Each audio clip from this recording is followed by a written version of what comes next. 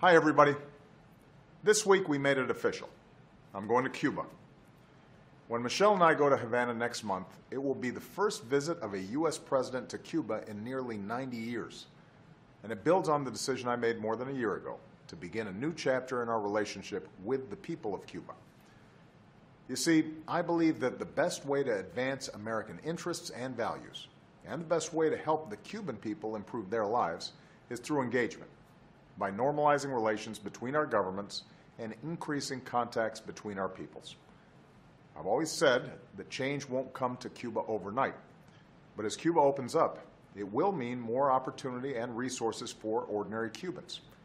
And we're starting to see some progress. Today, the American flag flies over our embassy in Havana, and our diplomats are interacting more broadly with the Cuban people. More Americans are visiting Cuba than at any time in the last 50 years.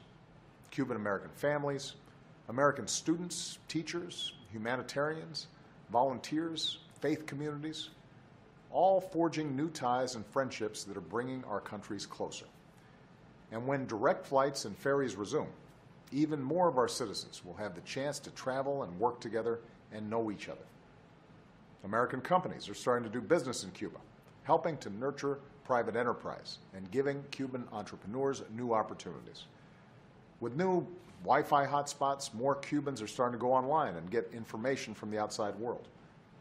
In both our countries, there's overwhelming support for this new relationship. And in Cuba today, for the first time in a half century, there is hope for a different future, especially among Cuba's young people who have such extraordinary talent and potential just waiting to be unleashed. My visit will be an opportunity to keep moving forward. I'll meet with President Castro to discuss how we can continue normalizing relations, including making it easier to trade and easier for Cubans to access the internet and start their own businesses. As I did when I met President Castro last year, I'll speak candidly about our serious differences with the Cuban government, including on democracy and human rights. I'll reaffirm that the United States will continue to stand up for universal values like freedom of speech and assembly and religion.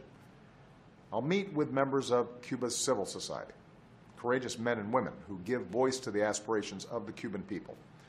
I'll meet with Cuban entrepreneurs to learn how we can help them start new ventures. And I'll speak directly to the Cuban people about the values we share and how I believe we can be partners as they work for the future they want. We're still in the early days of our new relationship with the Cuban people. This transformation will take time, but I'm focused on the future, and I'm confident that my visit will advance the goals that guide us, promoting American interests and values and a better future for the Cuban people, a future of more freedom and more opportunity. Thanks, everybody. And to the people of Cuba, nos vemos en La Habana.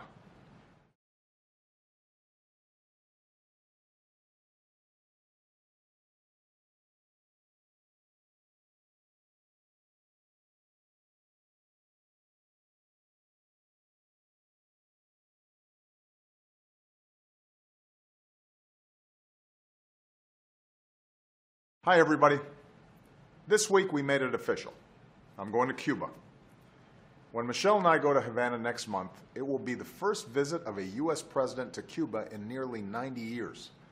And it builds on the decision I made more than a year ago to begin a new chapter in our relationship with the people of Cuba. You see, I believe that the best way to advance American interests and values, and the best way to help the Cuban people improve their lives,